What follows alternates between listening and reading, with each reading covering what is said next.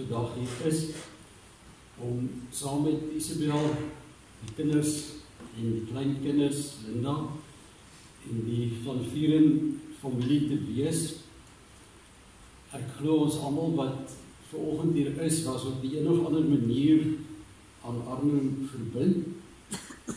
En in hierdie oomblikke is ons saamgebind as mense wie se lewens op verskillende maniere deur hom aangeraak is. En in hierdie oomblikke trek ons ook in dieselfde juk van hartseer en van afskeid, maar ook van waardering en viering. Ek glo die pad vorentoe sonder Arno sal vir ons almal verskillend uitspeel. En daarom bid ek 'n dubbele porsie van genade af op julle wat die naaste aan hom geleef het en die lewe met hom gedeel het. Julle aanpassing gaan die moeilikste wees. En ek het ook daaraan gedink om spesiaal vir Tasha en Jacques te sê, vir julle ook. Dit is die tweede pa van wie julle hierdie jaar moet afskeid neem, die kinders, tweede oupa. Mag die Here regtig vir elkeen van julle seën na dit wat julle nodig het. Arno was my vriend en miskien moet ek dit sommer dadelik kwalifiseer. Ek en Arno was nie die tipe vriende wat mekaar se drempels deurgetrap het en elke Vrydag aand saam gebraai het nie. Ek dink eerder aan ons as gespreksgenote wat ook goeie vriende was.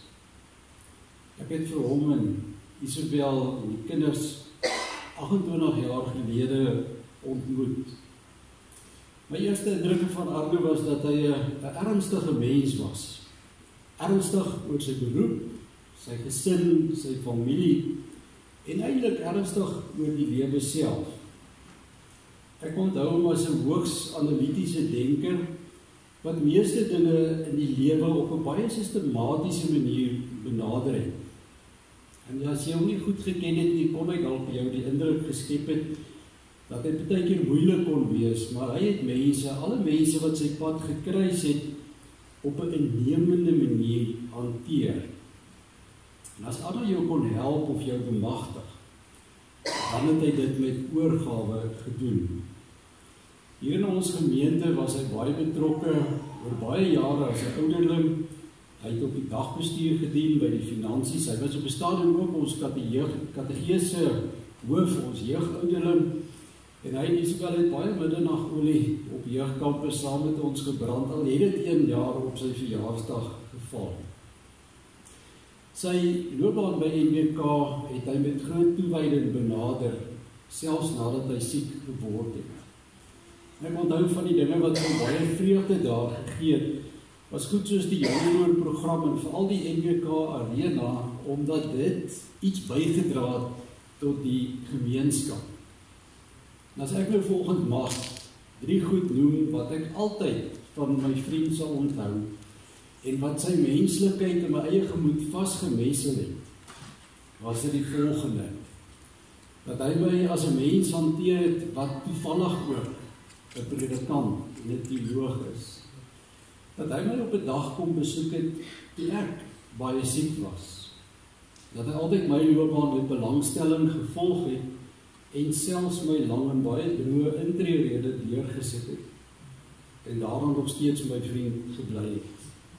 En so is ek seker dat elkeen van ons wat vandag hier is ook iets of baie dinge sal kan doen wat Arno in die besonder vir jou beteken het. En daarom eer ons vanoggend die nagedagtenis wat hy vir ons agterlaat.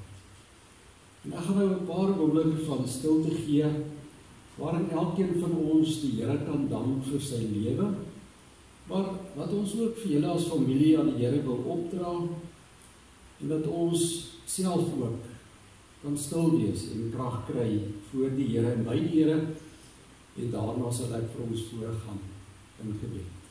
Daar is 'n paar oomblikke van stilte.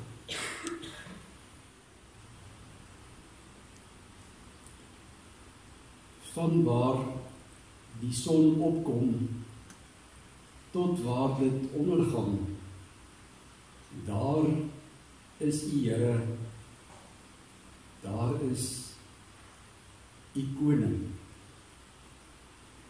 En as ons vandag Here opkyk teen die stiltes wat vir ons wag, dan weet ons en ons bely dat ons hulp kom van die Here wat hemel en aarde gemaak het, wat nooit die werk van sy hande laat vaar nie, maar wat trou bly tot in alle ewigheid.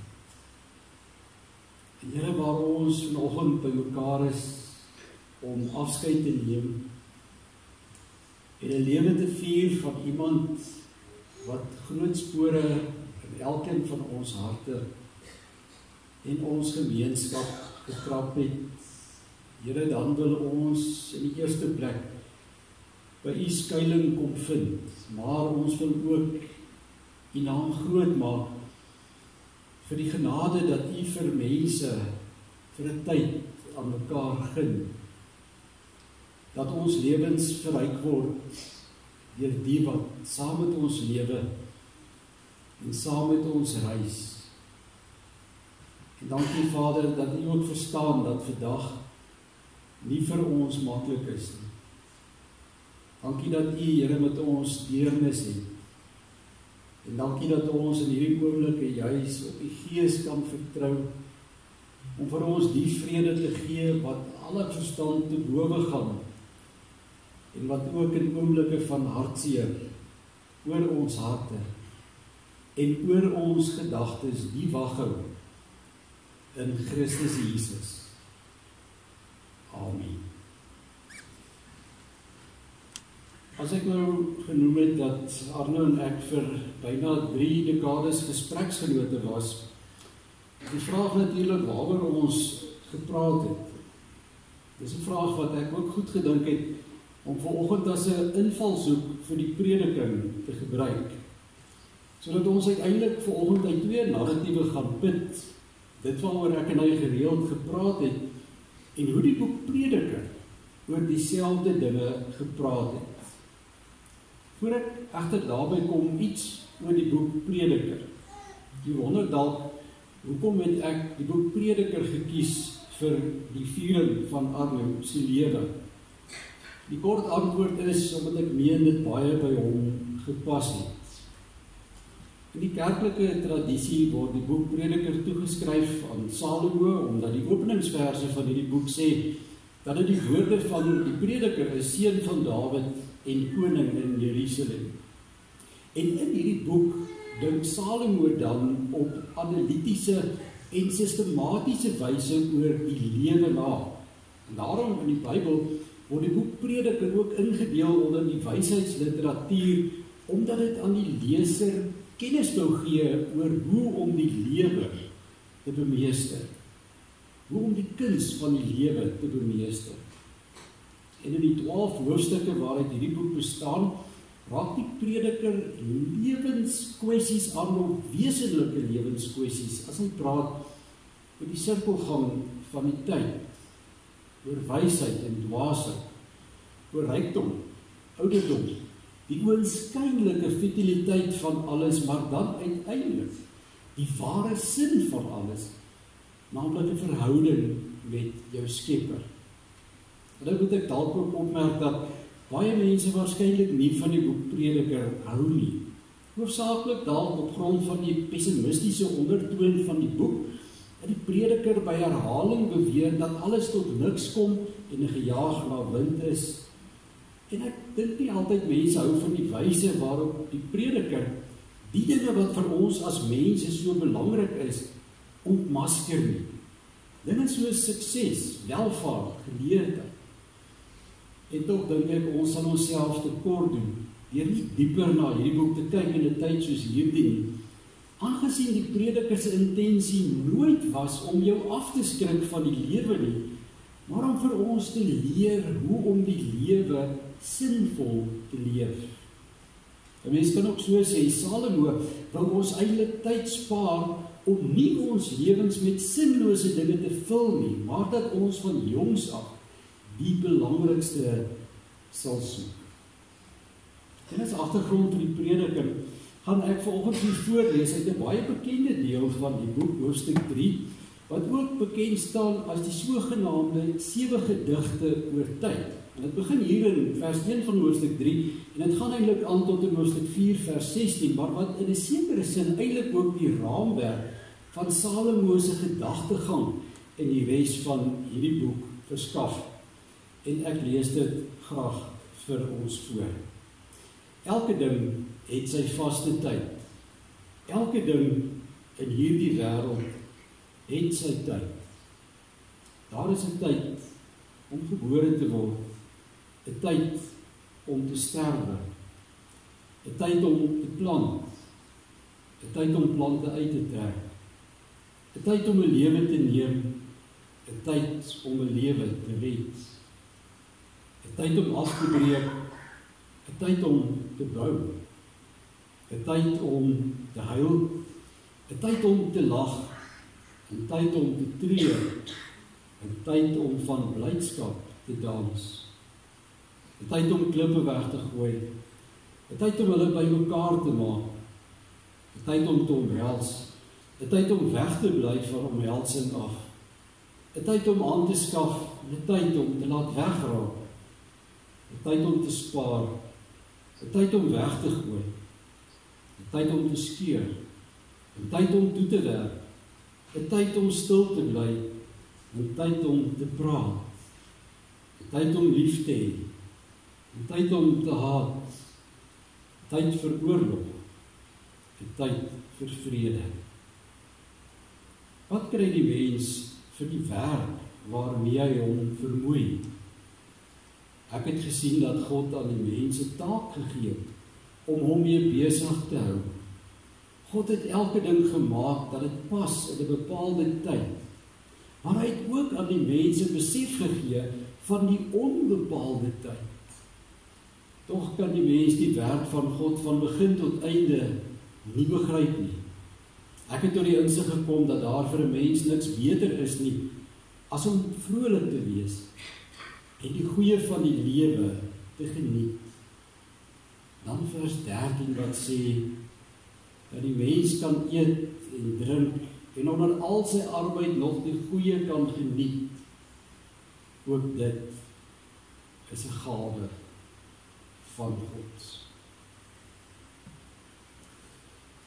Waaroor het ek en Arno vir byna 30 jaar gesels? Ons het gesels oor die lewe, die waardering van die deel wat vir jou afgemeet is. En ons het baie gepraat oor tevredenheid. Want as ek nou dit waaroor ons vir so lang tyd dikwels oor gepraat het, moet probeer saamvat, dan sal dit hierdie 3 dinge wees. Die lewe, die waardering van die deel wat vir jou afgemeet is, en tevredenheid. In die eerste klompie jare wat ek en Arno mekaar leer ken het, het ons gesprekke gedurig in dieselfde rigting gestuur, naamlik die lewe, en spesifiek hoe 'n mens by 'n sinvolle lewe kan uitkom. Op daardie stadium as jong middeljariges was ons miskien op die kruin van ons beroepe, maar hierdie vraag was eintlik die vraag waarmee ons geworstel het, naamlik of die lewe net oor werk behoort te gaan. En eintlik dink ek was dit meer as net 'n vraag, dalk eerder 'n frustrasie wat ons gedeel het, omdat ons geweet het ons lewenstyd stap aan, maar dat dit altyd vir jou gevoel het of jy met 'n naalstring aan jou beroep en jou verantwoordelikhede gebind was. Arno was afgesien van sy loopbaan 'n buitelewe mens. Die plaas was op daardie stadium sy tweede loopbaan, maar ons het hom geken as 'n krangige swemmer, 'n scuba duiker, 'n skier. Hy was baie lief vir sy boot gewees. Hy was lief vir reis. Eintlik was hy iemand met 'n hinkering na avontuur. Ons weet een van sy gunsteling plekke was Mosambiek. En ek het nou gedurig vir mekaar gesê, maar dit moet meer wees aan die lewe as die uitdaging van 'n beroep. En dan soos vir mekaar gesê, ja, mens moet iewers te klein begin om balans in die lewe te kry. Ons moet dalk meer koffie drink en dalk hier en daar 'n kort wegbreek beplan, want so kan 'n mens tog nie lewe nie. Net om weer vir lang periodes in die dryfsand van ons verpligtinge vas te val. Dit later eintlik 'n grap tussen ons geword, en ons het erken dat ons nie goed hiermee gevaar het nie, want die werk in ons verantwoordelikhede het altyd die laaste sê gehad. En van my WhatsApp boodskap aan hom het so begin, nadat hy my laat weet dat hy moet weer vir behandeling gaan, was my antwoord, ek weet ek en jy is nie baie goed daarmee nie, maar ons moet 'n koffie maak voor dan. Afgesien daarvan, het hierdie gesprek oor 'n sinvolle lewe altyd 'n lewendige onderwerp tussen ons gebly. In sy geheel, geliefdes, is die boek Prediker 'n boek oor die lewe. Dit is trouwens geskryf deur iemand wat ook geglo het, 'n soeker kan ons sê, wat ook geglo het, dat daar meer moet wees as die alledaagse sleurgang van ons bestaan.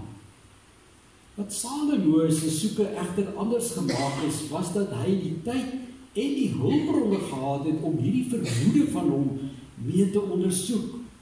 En lees 'n mens nou deur die hele boek, sal jy eintlik dan sê dat Salomo 'n soeker op steroids was.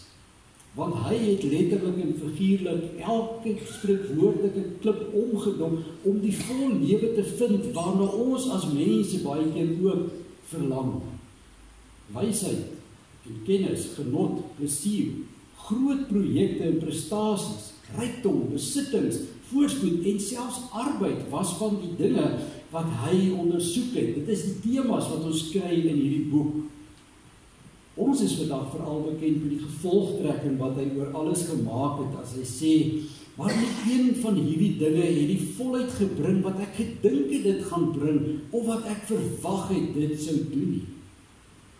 Bekende woorde, wat eintlik soos 'n refrein deur hierdie boek loop, ook hier kom dit tot niks. Dit is 'n gejaag na wind.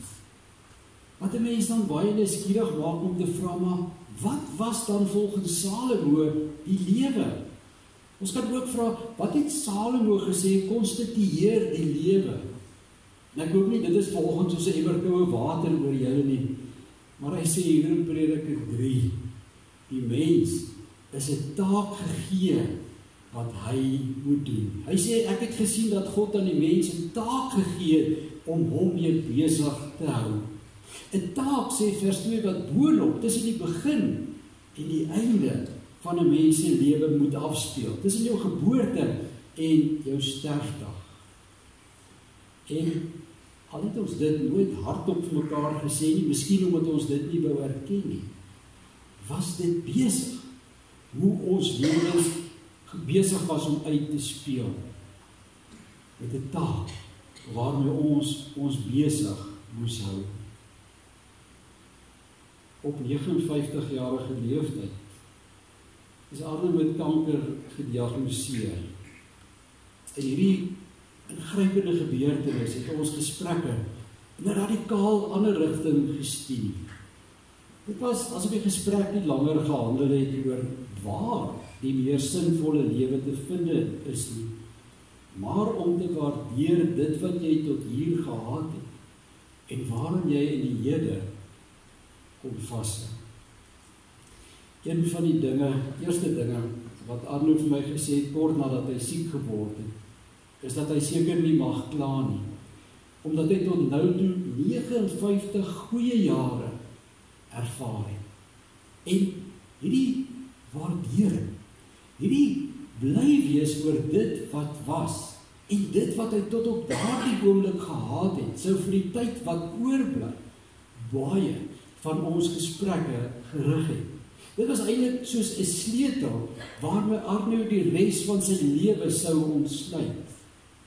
En as 'n mens nou geliefdes met hierdie sleutel van waardering, die boek Prediker probeer ontsluit, dan tref dit jou wat Salomo in hierdie 7 gedigte oor die tyd eintlik probeer sê.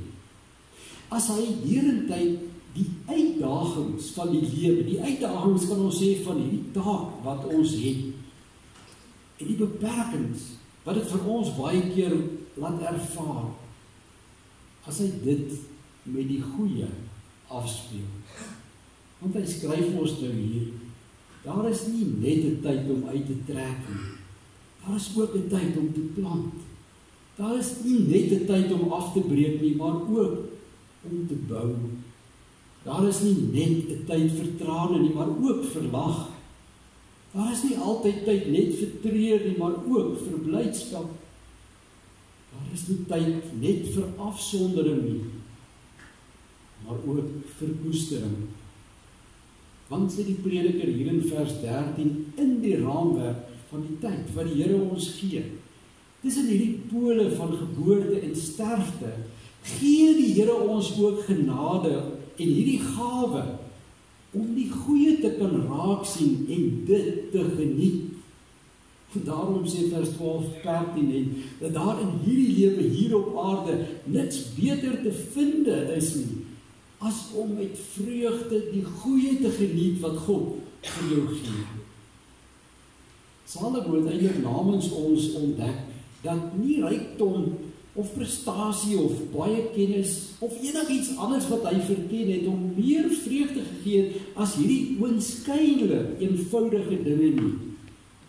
Hoofstuk 9 skryf hy oor hierdie beginsel dat hy sy brood met vreugde kon eet, dat 'n mens mooi kan aantrek, dat jy die lewe moet geniet saam met die vrou wat die Here jou gegee het, dat ons in ons verhoudings moet kan ervaar hoe kragtig ons kan wees in hoofstuk 4.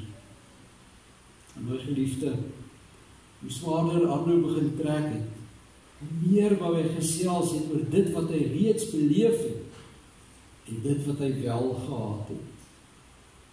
Of moet ek liewer sê, wie hy wel gehad het. Vrou, vir wie hy baie lief was. Nou sê ek as prins vanoggend, sy kinders, want altyd in Jaap, hy het hulle ingesluit, as hy gepraat het oor hierdie 3 meisiekinders. En dan ook sy kosbare kleinkinders, sy familie, sy vriende, die laar van engele in mensevorm wat hy deur en as gevolg van sy siekte ontmoet het. Om oor hierdie lieflike deel te praat wat vir hom afgeweet is, het selfs aan ons moeilikste gesprekke hoop gegee. Want 'n waarderende ingesteldheid help ons om sin te maak ongeag die plek waar ons in ons lewens verkeer. By die aanbreek van 2025 het Arno se laaste lewensjaar saam met ons aangebreek. Die voorafgaande 2 jare was dit asof dinge vir hom net moeiliker en moeiliker geraak het. Die behandeling het al hoe slegter gevolge vir hom gehad en Arno self het ingesien dat sy tyd by ons minder raak. En hy het by meer as een geleentheid ook gesê. En dit het onvermydelik ons gesprekke in die rigting van tevredenheid gestuur. Dit was nie vir my maklik nie, maar ek moes vir hom vra, is jy tevrede? Ek het gevoel ek was om dit verskuldig te wees, om ruimte te skep, dalk oor goed wat sy vrede van hom gesteel het, maar ten diepste of hy tevrede was om afskeid te neem. Want sien my liewe vriende, waardering help ons om te lewe. Tevredenheid maak jou gereed om aan te skryf. Die prediker gaan hiermee akkoord, want uiteindelik was hierdie boek nie net 'n boek oor die lewe nie. Dis nie net 'n boek oor waardering nie. Dit is 'n boek wat ons kan help om te verstaan wat sin en uiteindelik tevredenheid werklik beteken. Daardie tipe tevredenheid wat ons losmaak van hierdie bestaan en gereed maak om die aardse lewe met sy pyn, maar ook met sy vreugdes, die dinge wat vir ons dierbaar was, neer te lê. En sonder 'n lang omhaal van woorde, sê Salomo uiteindelik in hoofstuk 12 vers 13, die slotsom van alles is, dien die Here en gehoorsaam sy gebooie. Ek wil dit so klein bietjie anders stel vanoggend. Tevredenheid oor die lewe en die dood is bo alles in 'n verhouding met die Here, jou Skepper, te vind. En ek wil dit express anders stel, want geliefdes, baie keer dink ek ons verstaan hierdie verse eintlik wetties en ons lees dit amper resepmatig, so asof jy die Here dien, dit die resep is vir 'n goeie en 'n lang lewe, terwyl dit gaan oor geloof. Terwyl dit gaan oor 'n verhouding met die Here, wat jou op 'n ander wyse laat lewe, en wat jou iewers kan laat verlang om by die Here te wees, selfs al moet jy hierdie aarde, en dit wat vir jou dierbaar is, agterlaat. Ons sê dikwels dat die Bybel homself op die beste self verklaar. Ek wil eintlik uit Psalm 131 vers 2 hierdie woorde van Dawid gebruik om dit wat die prediker sê dalk beter te verduidelik. As Dawid sê, by die Here. By die Here het ek rus en kalmte gevind, soos 'n kindjie wat by sy moeder tevredenheid gevind het, so het ek tevredenheid gevind. Was Arno tevrede? Ek kan vanoggend met 'n rein gemoed getuig en sê, Arno was tevrede. Hy was nooit iemand wat met sy geloof op die mou geloop het, of een van daardie mense wat altyd 'n Christelike sousie oor alles gegooi het. Nee, hy was 'n reguit mens. Maar die tevredenheid wat hy uitgespreek het, was gebore uit 'n persoonlike oorgawe aan sy Skepper. En vriende, dis hoe ons gesprek verloop het. Dit was gesprekke oor die soeke na 'n voller lewe. Dit het geloop deur die kuns van waardering, uiteindelik uitgekom by die bevryding van tevredenheid. Ek en hy kon ongelukkig nie daarop aanspraak maak dat ons nie 'n deurslag hierop het nie, want 'n ander soeker, Salomo, het dit lank voor ons ontdek. En tog laat Arno se lewe en sy eie ontdekking hiervan vir ons vanoggend getroos. Maar my liewe vriende, laat jou ook met 'n vraag. En dit is of ons vanoggend tevrede is.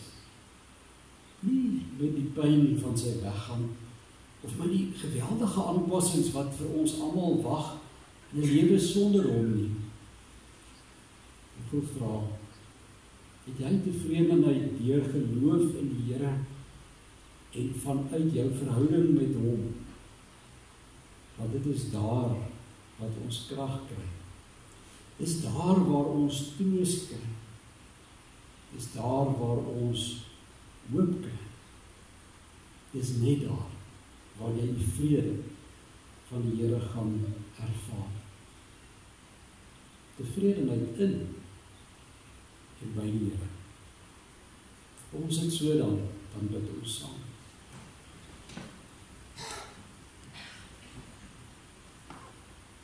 Dierbare Here, dankie Vader dat ons in U teenwoordigheid vanoggend 'n lewe kan vier. Dat ons op voetspoor van die prediker ook kon dink oor 'n dialoog. Dat ons elkeen vanoggend Here kan dink oor lewens wat op verskillende maniere deur Arno aangeraak is. Ons weet, Here, die langste verhale is hier in die voorste banke by Isabel, by die kinders, vir die familie. Ons is hartseer daaroor, Here, dat jou kleintjies net 'n klein pad, net 'n klein stukkie saam met oupa kom loop. Maar ons is dankbaar, Here, vir elke indruk wat hy op elkeen van ons gemaak het, vir alles wat hy ingebou het in die lewens van die mense om hom. Here, ons kom bid vandag vir genade, die genade van tevredenheid,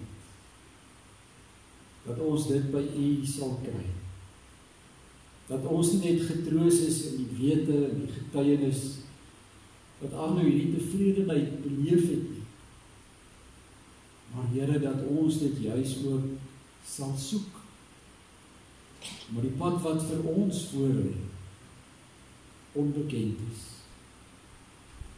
Here, dankie dat ons vandag so saam kan wees. Dankie dat ons daaraan herinner word dat ons krag ook lê in dit wat ons by ons geliefdes ervaar, die liefde wat ons beleef, die ondersteuning, die empatie, die simpatie. Ag Here, ons prys U dat ons nie alleen ons lewenspad hoef te loop nie. Ons wil almal saam bid in hierdie oomblikke, Here, vir Isabel, vir die kinders, die kleinkinders, vir Linda, die familie, die vriende, die kennisse. Ag Here, dat U vir elkeen sal gee na die maat wat hulle nodig het. Ook as ons nou uit mekaar sal gaan, Here, vra ons dat U genade en U liefde, die teenwoordigheid van U Gees by ons elkeen sal wees en bly. Amen.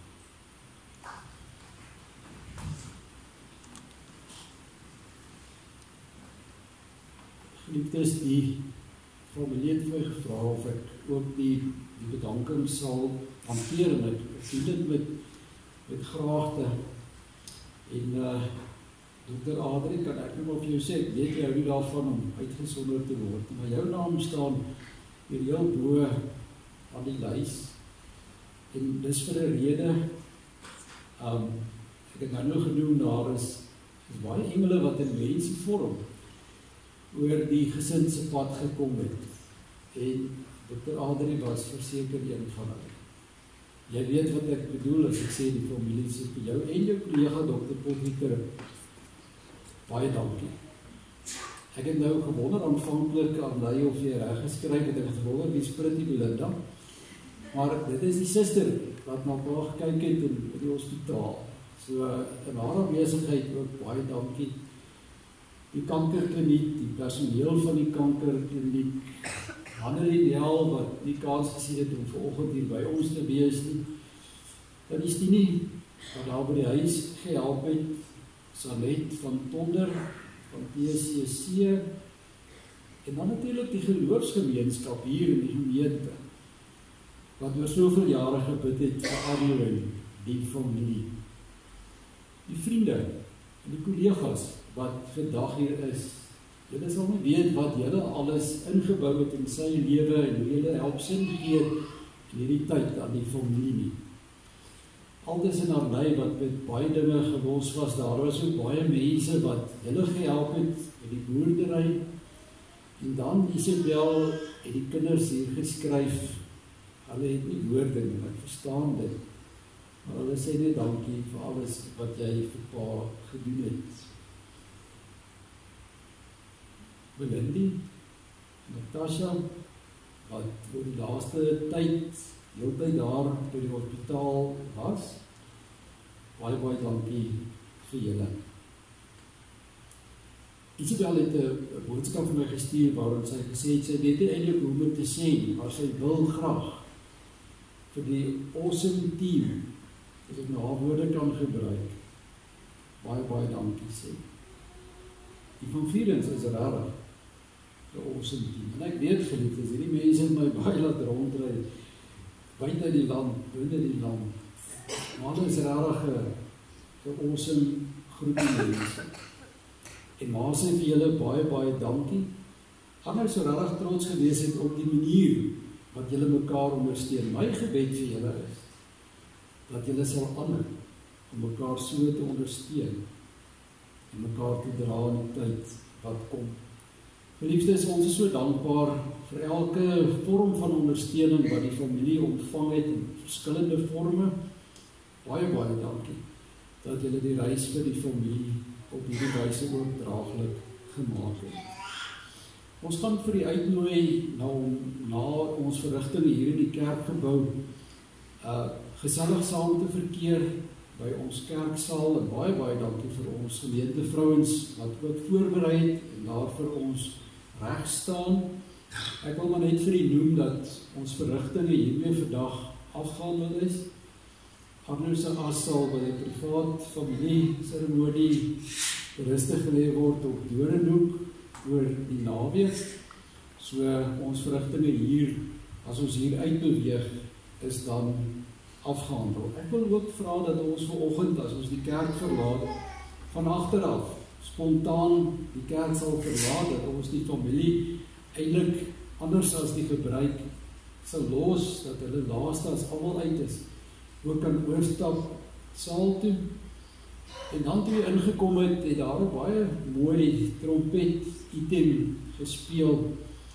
Die lied se naam is The Silence, en dit is voorgedra deur 'n dogtertjie. En hierdie item het eintlik so groot indruk op Arno gemaak dat dit die een ding is wat hy gevra het ons tog moet doen eendag by sy begrafnis. En dis waarna ons geluister het. En geliefdes, as ons nou gaan uitstap, gaan Jealous of the Angels van Donald Taggart ook gespeel word. En soos wat ons uitstap, kan u ook na die woorde daarvan luister. Ons wens vir u alles wat mooi is toe, geliefdes. Kom ons verlaat nou die kerkgebou en ons beweeg oor na die saal.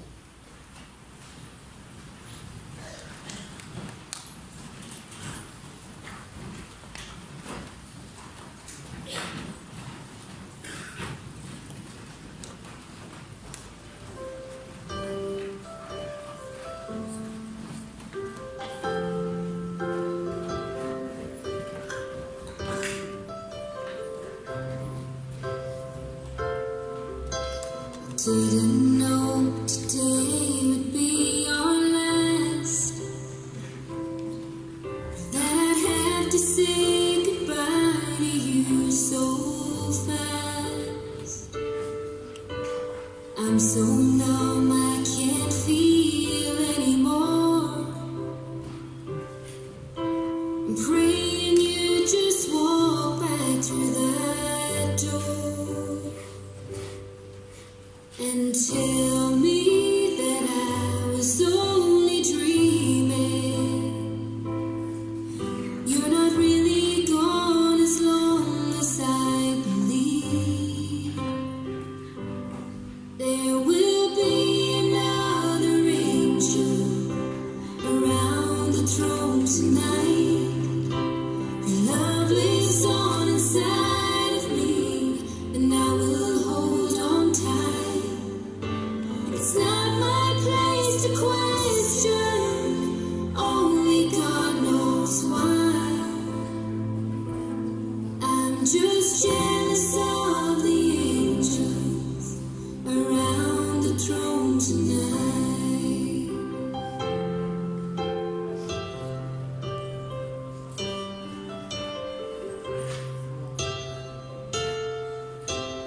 Always made my troubles feel so small, and you were always there to catch me when I'd fall. In a world where heroes come and go, well, God just took the only one I know. So I'll hold you as close as I can,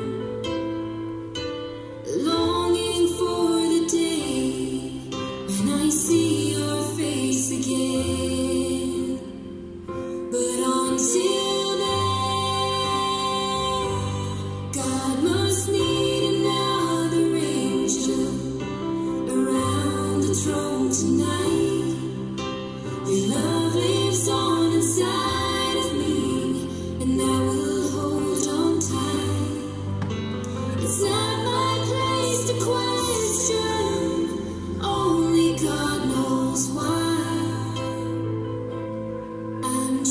just jealous of the angels around the throne tonight, singing hallelujah,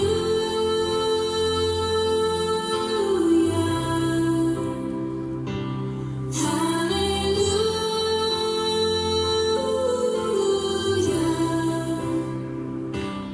hallelujah.